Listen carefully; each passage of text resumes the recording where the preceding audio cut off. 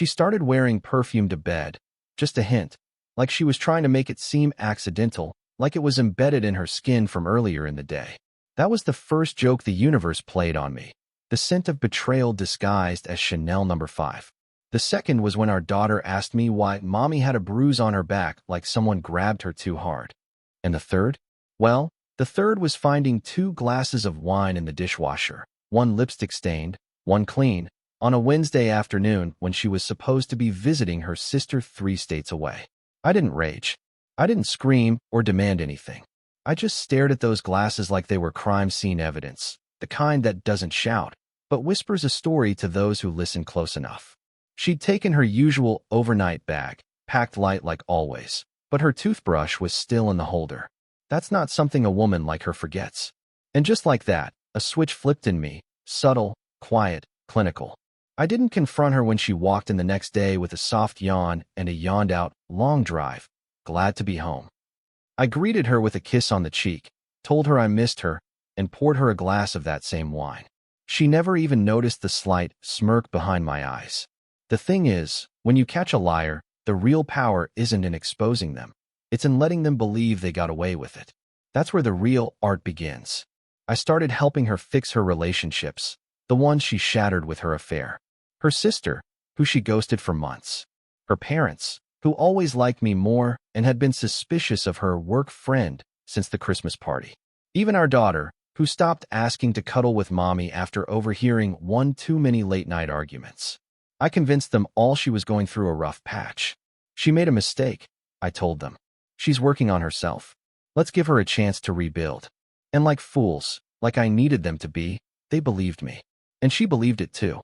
That's the funny part. She thought I was the saint who forgave her, the idiot with a big heart and no spine. So I smiled more. Bought flowers. Cooked dinner.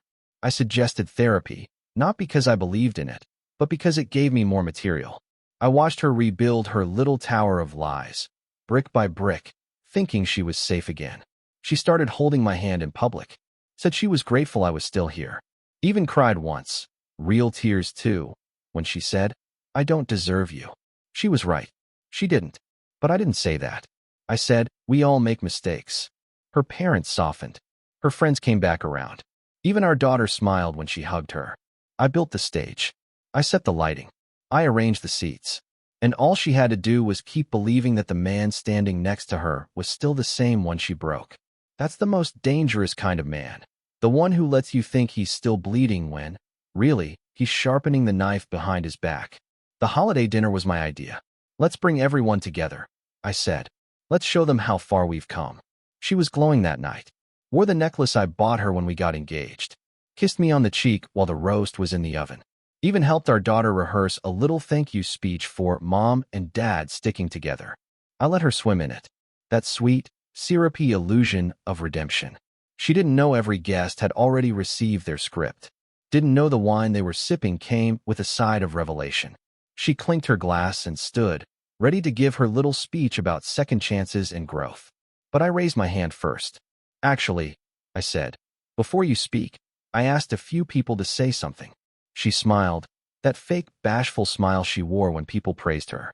Then the first guest stood up, her best friend, and read the first message. A transcript of one of the text exchanges I pulled from her deleted messages. Explicit, vile, personal. The second guest, her father, trembling, read an email she sent to her lover about how bored she was in our marriage and how easy it was to make him think I want him again. The third, our daughter, innocent and brave, simply read, Mommy told a man she loved him when she thought I was asleep. Each voice was a hammer, each word a crack in her porcelain mask. And I just sat there, watching her implode in slow motion, publicly, intimately, without ever raising my voice. She looked at me, shattered. You said you forgave me. I took a sip of wine, smiled coldly, and said, I did.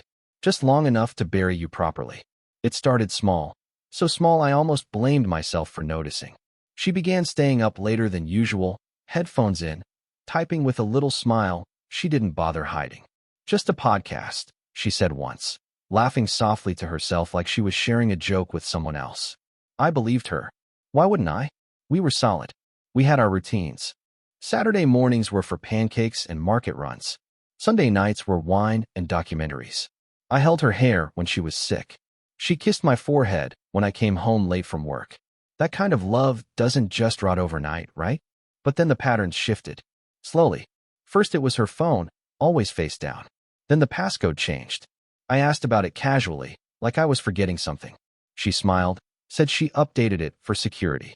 When did I become a threat? She stopped asking about my day. Stopped waiting up for me. The coffee cups that used to be waiting on the counter were gone, replaced with a sink full of dishes and silence. She started going for walks. Long ones. No explanation.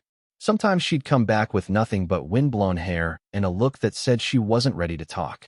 Other times she'd bring home wine or little trinkets like she was trying to overcompensate. And her clothes. God, her clothes changed. More skin. More curves. More effort. At first I told myself she was rediscovering confidence. I even encouraged it. Bought her a new dress. Told her she looked beautiful. She smiled, but the smile didn't reach her eyes. She said thank you like someone reading lines from a script. Then came the talk about boundaries. Not angry, not dramatic, just cold. Sterile. She said she needed time alone sometimes. That we'd been enmeshed too long. That she needed to find herself again. I asked if she was unhappy. She said no. But she didn't say yes. I told myself not to panic. People change. Maybe it was just a phase. Maybe the stress of parenting, bills, aging, routine had worn her thin. I wanted to believe that. I really did. But then her calendar started filling up with new entries. Book clubs I'd never heard of. Late yoga. Brunches with names I didn't recognize. Her location stopped sharing on my phone. Must be a bug, she said, laughing, brushing it off. But I'd never turned it off. She started using cash again. No more card receipts in the shared email. A hotel key slipped out of her purse one night when she bent over to pick up a toy. I froze. She didn't notice. Just scooped it up quickly, said it was from a conference last month. We both knew she hadn't traveled anywhere last month. But I nodded, pretended it made sense. She started sleeping in later. Said she was exhausted. Her scent changed, different shampoo, maybe a new soap. I don't know. All I know is it wasn't mine anymore. She smelled like someone else's home. And still I kept my mouth shut. Because love isn't just about trusting them when it's easy. It's trusting them when everything feels wrong and you're praying it's just your head lying to you. But it wasn't just my head. Her social media went private. Posts disappeared. She used to tag me in everything, funny memes, old photos, inside jokes. Now I was invisible. She became radiant around other people, animated, glowing, magnetic. Around me, dull. Like she was waiting for me to stop talking so she could escape. She stopped touching me. No more casual brushes of her hand. No more fingers through my hair. No more spontaneous hugs. Our bed became a line of demarcation. I reached for her once in the dark, and she pulled away like my touch burned. Still, I said nothing. Still, I hoped. I told myself maybe it was a midlife identity crisis. Maybe therapy could help. I suggested we take a trip. Just the two of us. She said she was too busy. That maybe we'd plan something later this year. Later never came. I started hearing her laugh in the other room when she thought I was asleep. Muffled voices on her calls. She always left the room to answer. Once I picked up her phone when it buzzed. She lunged for it so fast she nearly knocked it from my hands. Work, she snapped. Boundaries, remember? I apologized. Like a fool. Like a man clinging to the bones of a dying thing, praying if he just fed it a little more patience, it would come back to life. But I knew. Deep down I knew. She wasn't growing. She was shedding. She wasn't finding herself. She was erasing me. And every smile she gave me felt like a performance she was tired of acting in. I wanted to scream. I wanted to cry. But I didn't. I just kept watching. Kept listening. Because if she was writing the final act of our story in secret, then I would be the one holding the pen when it ended. It was a Tuesday night, quiet like most. She was in the shower, humming, off-key, carefree. I was folding laundry in the bedroom, the soft kind of domestic nothingness that makes you think life is fine. Her phone lit up on the nightstand, buzzing once, twice, then still. No name, just a number. I wasn't going to look. I didn't need to. I'd sworn not to go down that rabbit hole, told myself I was better than paranoia. But then it buzzed again, and this time, a preview lit up. Last night was insane. Can still taste you. There it was. No poetry. No room for misunderstanding. Just a raw, Vulgar confirmation of everything I'd pretended not to see. My hands didn't shake. My throat didn't close. I just stood there, still holding one of her shirts, soft and warm from the dryer. I didn't unlock the phone. I didn't need to. The message wasn't the beginning. It was the final, precise scalpel slice across an already wounded heart. The water stopped running. She stepped out humming, drying her hair like nothing had happened. I placed her shirt gently in the drawer, smoothed it out, and closed it. When she walked in, wrapped in a towel, she smiled at me. That practiced, empty smile. "Thanks for doing the laundry," she said, like I was her roommate. Like I was a convenience. I nodded once, said, "Of course," and kissed her forehead. She didn't notice how long I looked at her, how cold my eyes had gone. She didn't see the man she once married slip out of the room in that moment, replaced by something colder. I watched her walk to the mirror, lotion her legs, swipe gloss on her lips someone else had tasted last night. I studied her, not as a husband watching his wife, but like a chess player memorizing the board. Every movement she made was data. Every breath was a variable. I asked how her day was. She told me about running into an old friend, about traffic, about needing more time to herself lately. She didn't even flinch. That was the part that stung, not the cheating, not the lies, but the ease with which she delivered them. Like she believed I was too stupid, too slow, too docile to ever catch up. I nodded through all of it. Watched her slip into a robe and light a candle by the bed. Lavender. Her favorite. She said it helped her sleep. I told her I was going to stay up a bit longer. She kissed my cheek, light and different, and slid under the covers. 10 minutes later, she was snoring softly, mouth slightly open, like an innocent child. I sat in the dark across from her, just watching. Not angry. Not sad. Detached. Her phone was still on the nightstand, face down. I didn't need to touch it. I already knew. I thought about every dinner I'd cooked. Every late night I stayed up with the baby so she could sleep.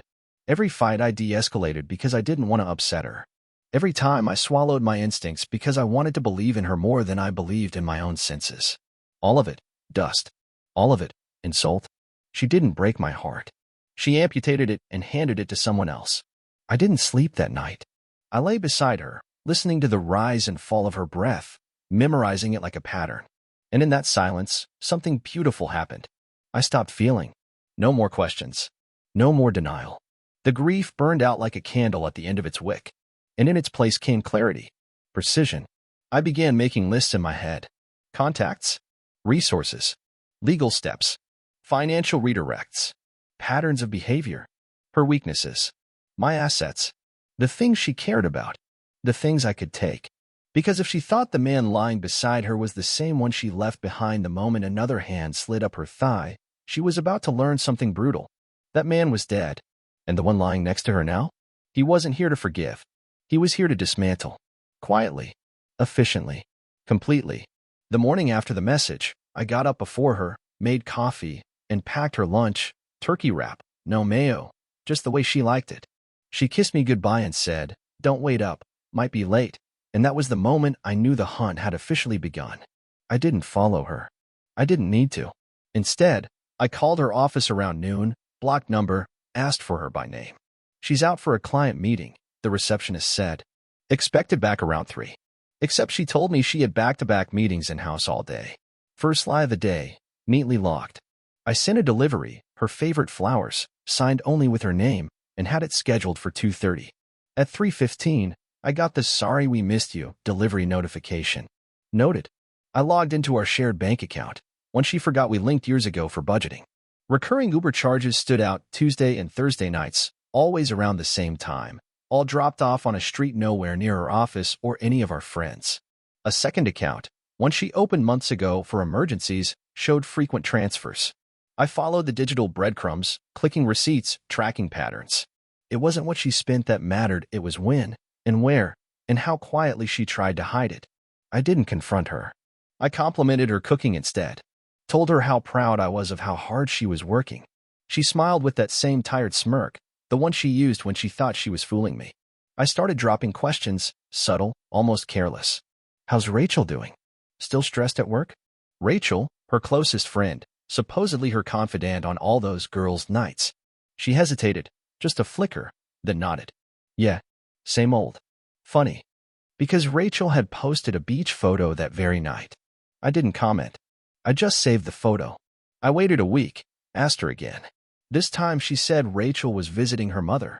I smiled, offered to take her out for dinner Friday night. She said she had yoga. I said I understood. At 7 p.m., I drove to Rachel's apartment. No lights, no car in the drive. Instead, I parked 3 streets down and waited. A familiar Uber pulled up. She stepped out, heels in hand, laughing on the phone. Dressed for a date, not for yoga. She didn't see me. I didn't want her to. I just watched her enter a building I didn't recognize and stayed long enough to see the lights flicker on in a second-floor apartment. I returned home, calm, didn't say a word. Next morning, I brought her breakfast in bed. She joked about sleeping like a rock. I asked if yoga was good. She said yes. Sweaty, she added. Challenging. She didn't even blush. I nodded and kissed her forehead. Later that day, I created a fake social media profile, clean, anonymous, someone she wouldn't recognize. A handsome guy, vague enough to be believable. I followed her, sent a message, saw you the other night. You looked stunning. Within hours, she replied, do I know you? The next day, maybe we've met, winking face. Hook, line, baited. I screenshot everything. I let the conversations build, slow and casual, until she started sharing details she never told me. Compliments she hadn't used on me in years. Her favorite movie changed. Her favorite wine changed. She was already someone else to this stranger, someone looser, bolder, freer. And every word she typed was another blade I'd one day use to cut her down. Still, I was silent. I let her tell me about work stress and hormonal imbalances and needing more time to journal. I nodded through all of it, told her to take all the space she needed. I encouraged her growth, even bought her a new planner, something sleek and elegant, expensive. She thanked me with a kiss and a lie. I followed her affair partner next, digitally first. Found his LinkedIn, his Instagram. He was dumb enough to leave his profile public. A gym rat with delusions of intelligence.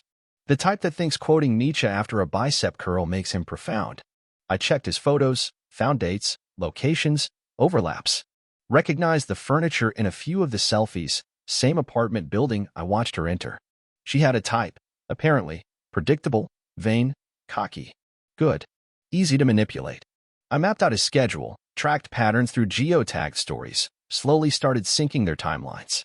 Then I planted a bug, not a real one, just an app on an old iPad she'd forgotten to reset before giving to our daughter. She logged into her iMessage one night and never noticed the device pinged back online. I synced it to mine. Just like that, I was inside her digital mind. I watched messages come through in real time, plans, jokes, even a few jabs at me. He's still clueless, she wrote once. Can't believe how easy this is. She laughed at me in those messages. Laughed at my patience, my loyalty, my blind faith. She had no idea. No idea the storm I was orchestrating. No idea I already knew where she was every Tuesday night. No idea I'd been archiving every message, every transaction, every contradiction. And no idea that while she was playing games, I was building the trap. Slowly, lovingly, one lie at a time. It was her company's quarterly gala, some overdone evening of champagne, handshakes, and false smiles in a glass and gold hotel ballroom, the kind of event she used to drag me to and I used to endure. But this time, I volunteered. I wore the suit she bought me for our last anniversary and smiled like the man she thought still existed. She looked stunning, of course, backless dress, red lips, that rehearsed laugh she saved for public adoration. Her coworkers greeted me warmly, even joked about how you two still look like newlyweds, and I played along, held her hand like it still meant something. I waited until dessert was served, when the room dimmed just enough, and people began drifting toward the dance floor, buzzed on wine and self-congratulation. Then I tapped the mic. Just once. Softly. The DJ lowered the music. The room settled. I just want to say a few words about my wife, I began, and she smiled nervously, unsure of where I was going. She's been working so hard lately. So much travel. Late nights. Client meetings. You all know how dedicated she is. A few nods from the crowd. She laughed awkwardly, waved a hand. Stop it, she said. I didn't. I just wanted to show everyone how much I appreciate her. I gestured to the side, and the projector behind the bar flickered to life. So I made a little something. The screen filled with photos, her and me, over the years. Vacations. Anniversaries. Holding our daughter in the hospital room. Laughter. Kisses. Then came the switch. A time-stamped screenshot. Her text. I'll sneak out after he falls asleep. Another. I miss the way you pull my hair. Then a video, her exiting the apartment building I'd seen her enter before. Different night. Same dress she'd worn to dinner with the girls. In his arms. Smiling. A soft gasp echoed through the room. She froze. Every face turned. She whispered, "Turn it off." "What are you doing?" I turned back to her, calm, almost gentle. "Giving you the stage you always seem to want." She stepped toward me. "It's not what it looks like." I tilted my head. "You sure?" She glanced around, panic rising. "We were just talking. You always talk like that with someone else's tongue in your mouth?" Her voice cracked. "It was a mistake. I didn't mean to. You meant it every Tuesday and Thursday. You meant it when you told them I was boring and pathetic. You meant it when you told our daughter you were working late." Her face flushed red, then white. "You didn't. How could you find out?" I stepped closer, lowering my voice. "Because I stopped loving the fantasy and started listening to the silence between your words." She blinked rapidly. "I didn't want to hurt you. You didn't care if you did." Now she was trembling. "You never paid attention to me. You don't know how that feels." "I do now." Her hands balled into fists. "You're trying to humiliate me. This is abuse." I almost laughed. "No. This is truth. And truth doesn't need to scream to devastate." Her voice dropped, bitter. "Fine. So if asterisk head up. So what?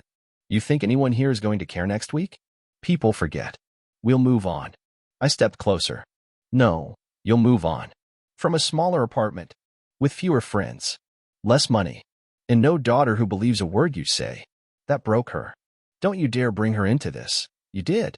When you chose lies over lullabies. When you traded bedtime stories for motel sheets." She staggered slightly, mascara streaking. "Please, let's talk, just us." I shook my head slowly. "There's nothing left to talk about. You had the mic. You told your story. I'm just turning up the volume." Silence fell again, the crowd frozen between shock and disbelief. I didn't leave. I stood there, steady, letting her drown in the space where my love used to be. The music didn't resume. The drinks stopped pouring. And in that stillness, she finally saw it, not the rage, not the betrayal, but the cold, clean ending I had been crafting all along.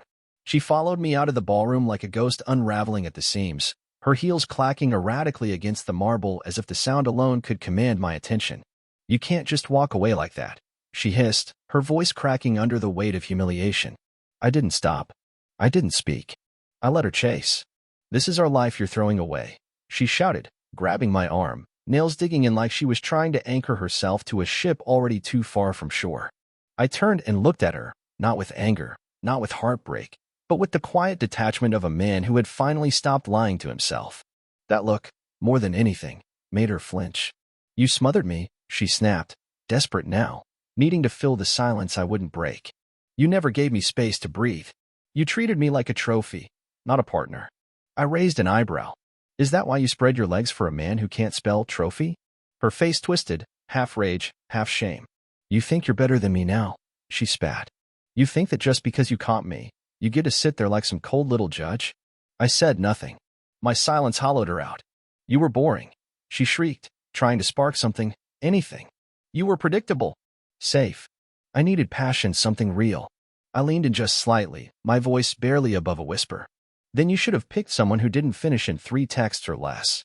She staggered, lips trembling, her composure peeling back like rotting wallpaper. "You're not a real man," she growled, jabbing a finger at my chest. "A real man would have fought for me. A real man wouldn't just let this happen." I looked down at her finger, then back into her eyes. "A real woman wouldn't need to be fought for." Her mouth opened, closed, opened again. "You're cruel," she finally said, voice shaking, weak now. "You're enjoying this." I shook my head slowly. "No. I'm just finished pretending I'm the villain in the story you wrote." She turned away, pacing in frantic circles. "You're ruining our daughter's life. Do you even care what this is doing to her?" The first time she mentioned our daughter as a weapon, I didn't flinch. "She'll thank me for showing her what not to become." That hit her harder than anything I'd said so far. Her voice cracked. "I made a mistake. I was lonely. I didn't think you even saw me anymore." "No," I said, finally stepping closer, my voice low and final. "You just thought I'd never see him." She tried again, softer now, eyes wide and glassy, like a woman slipping under ice. "Can't we try to fix this? Please. We can do therapy. I'll cut it off. I swear, I'll do whatever it takes." I studied her face, the desperation curling around her features like smoke. You don't want forgiveness. You want amnesia. You're heartless, she whispered. Cold. Dead inside. I let the words settle, then offered her a final nod. No. Just finally free. She screamed then, not a loud, public scream, but a stifled, animalistic one, like something breaking in her throat. The truth had done what screaming never could. It dismantled her. She started sobbing, falling against the wall like her legs gave out under the weight of consequences she never believed would come. I watched for a moment, not out of cruelty, but clarity. I'd mourned her already. I'd buried the woman I loved weeks ago. What stood in front of me now was just the echo of a liar who thought her script would always protect her. And the scariest part for her wasn't my anger, it was that I had none left. Just cold, brutal indifference. And she knew, in that hollow stillness between her sobs, that she had finally lost the one thing she thought she could control. Me. The moment she collapsed against that hotel wall, sobbing over the ruins she built with her own hands, I knew it was time. Not for a conversation, not for a second chance, but for the execution of the plan I'd been quietly crafting for weeks. Revenge, real revenge, isn't about emotional release. It's about structure, timing, and the delicious satisfaction of watching someone drown in a flood they started without knowing the dam was already broken. First, the financials. I had already opened a new bank account months earlier, funneling my paychecks into it under the guise of a work bonus savings program. I left just enough in the joint account to keep her unaware, to let her keep charging her spa days and client dinners like nothing had changed. Then, without warning, I moved every remaining dollar into my sole account, right after canceling the credit cards that bore both our names. Her gas station card? Gone. Her favorite online shopping accounts? Locked. I called the car dealership next, reclaiming the lease on the vehicle that was in my name. The one she drove to her affair partner's apartment every Tuesday night. It was repossessed during her lunch hour. I imagined her standing in a half-empty parking lot, holding overpriced takeout and no clue what had just happened. Next came the documentation. Every text, every photo, every timestamp, every fake profile conversation, I compiled it into a meticulous folder. I labeled everything, organized it like a case file. I even printed out her messages to her affair partner, black ink on crisp white paper, placed in a leather binder that looked too elegant for the filth it held. I handed that binder, along with a digital drive, to my divorce attorney the next morning. I filed quietly. No warning. No threat. Just clean execution. Grounds: adultery. Request: sole custody, primary residence, retention of all assets I'd paid for, and formal restriction of her access to our daughter until a custody hearing. I wasn't emotional, I was surgical. While she went to work thinking we'd had a dramatic fight and needed space, I was transferring utility bills out of her name, contacting our landlord about a lease renewal under my name only, and removing her emergency contacts from our daughter's school file.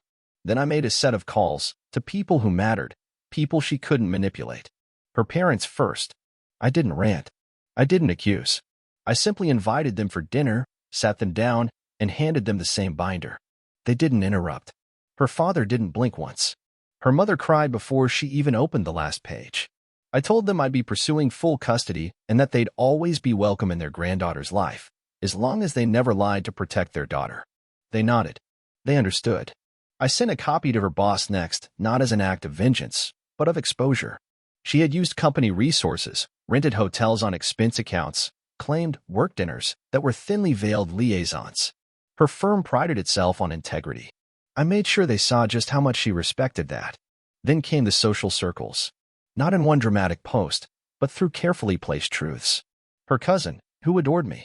Her best friend's husband, who suspected something for months. Our neighbors, who had seen strange cars parked in our driveway late at night while I was away on business trips. I gave them details, not drama. Facts, not fury. I didn't beg for sympathy. I gave them the dignity of truth, and they returned it with loyalty. One by one, her walls began to fall. Her phone started buzzing more, texts she didn't show me, calls she declined in silence. She thought I didn't notice. She still believed she could somehow reverse the narrative. The last domino was our daughter. I didn't poison her against her mother. I didn't have to. Children sense fractures.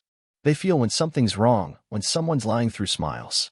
I simply sat down with her and said, Daddy and Mommy won't be living together soon. But Daddy is going to make sure you are safe and happy. Always. She hugged me tighter than she had in months. No tears. Just understanding. And as all this unfolded, she still thought there was time. Time to apologize. Time to manipulate. Time to twist the story. She didn't see the cold math already in motion. That every account she opened had been monitored. Every alibi dissected. Every secret now a stone in the wall that was closing in. I didn't yell. I didn't threaten. I simply erased her digitally, financially, socially, while she stared at her reflection trying to find the version of herself that used to be untouchable. But the mirror no longer lied. She wasn't feared. She wasn't adored. She was exposed. And I was already 10 steps ahead, walking calmly away from the ruins she called alive. The charity dinner was her idea, one last attempt to showcase the polished, happy couple she still believed she could fake into existence. She wore a deep blue dress, the one that always drew compliments, and spent an hour perfecting her makeup in the mirror while I watched from the doorway, quiet, unreadable. She rehearsed lines in her head, smiled at her reflection, kissed our daughter goodbye with practiced warmth. I drove, said little, let her fill the silence with nervous chatter. She didn't know the guest list had changed. She didn't know that everyone there had already seen the evidence, that I'd handed it over myself, discreetly, days ago, colleagues, friends, her boss, even her family.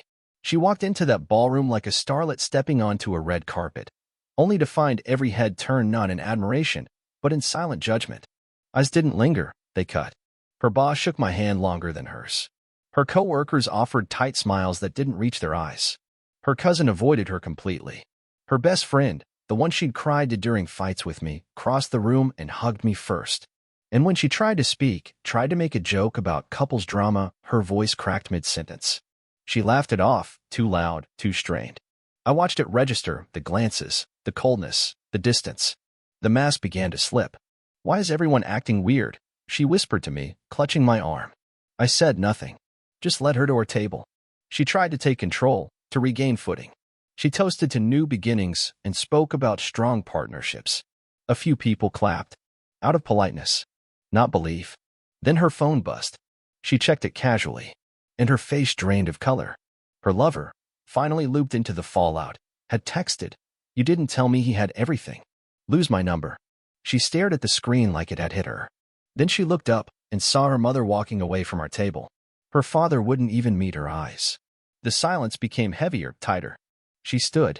Look, I know there's been a lot of stuff going around, she said, half laughing, half pleading. People love to gossip. We're fine. Really? Right, babe? She turned to me, eyes wide, desperate. I raised my glass and took a slow sip, never breaking eye contact. I didn't nod. I didn't smile. I just let the weight of her lie sit in the air like smoke. The room was frozen. She swallowed hard, backing down from the spotlight she used to crave.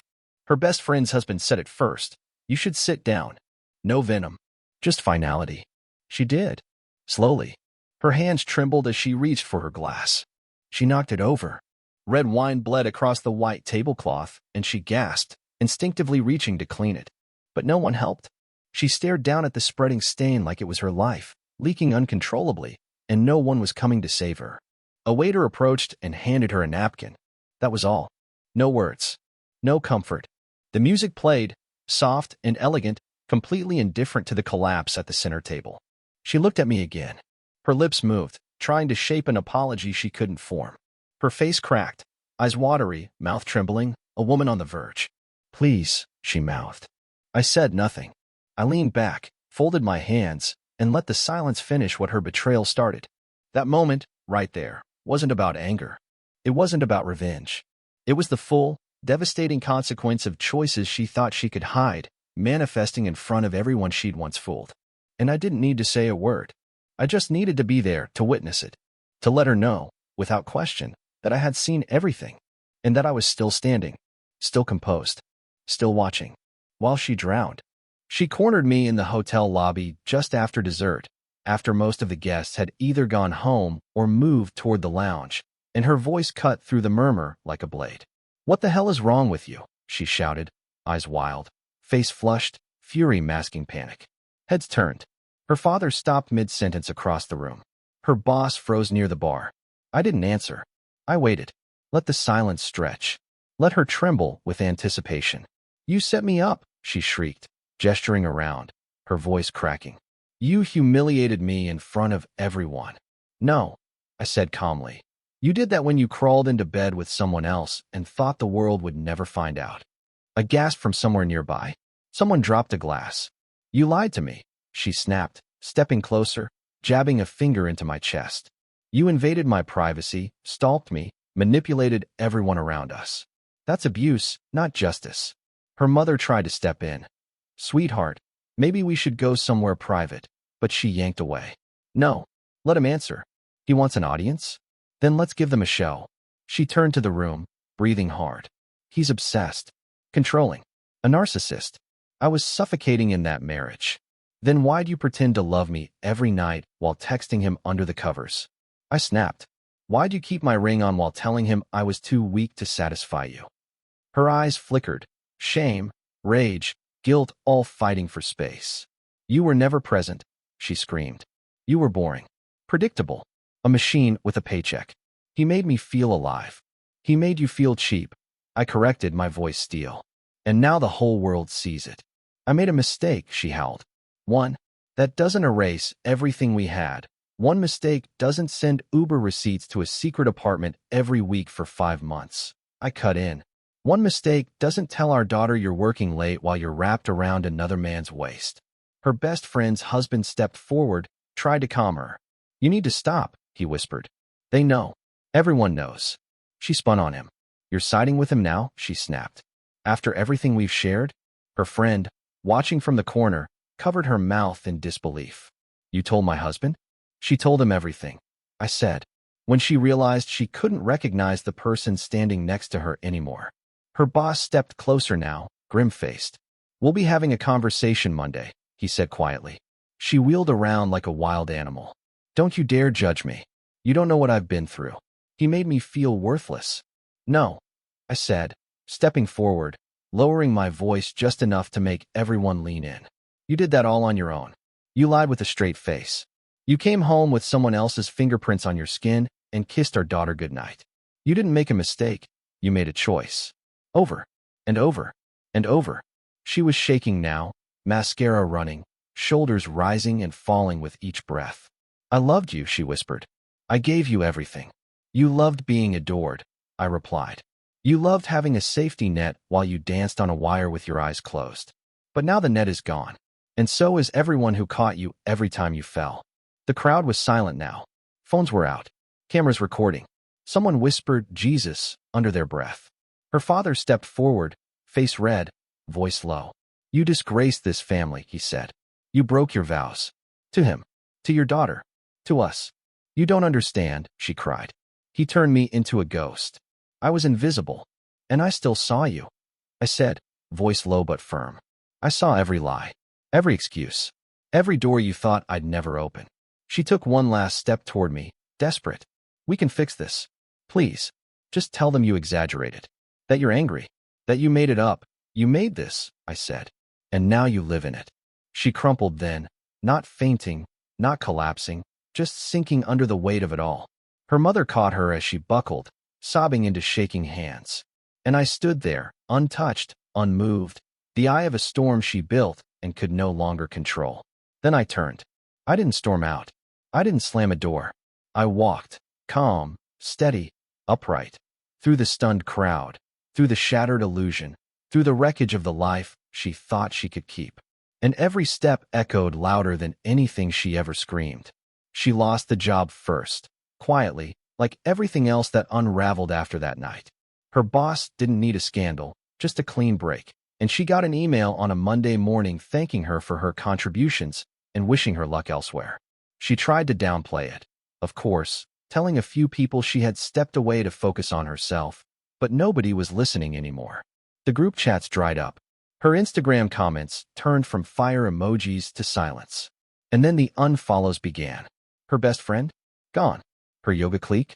Muted her. Even her own cousin blocked her. The apartment felt colder, smaller, emptier.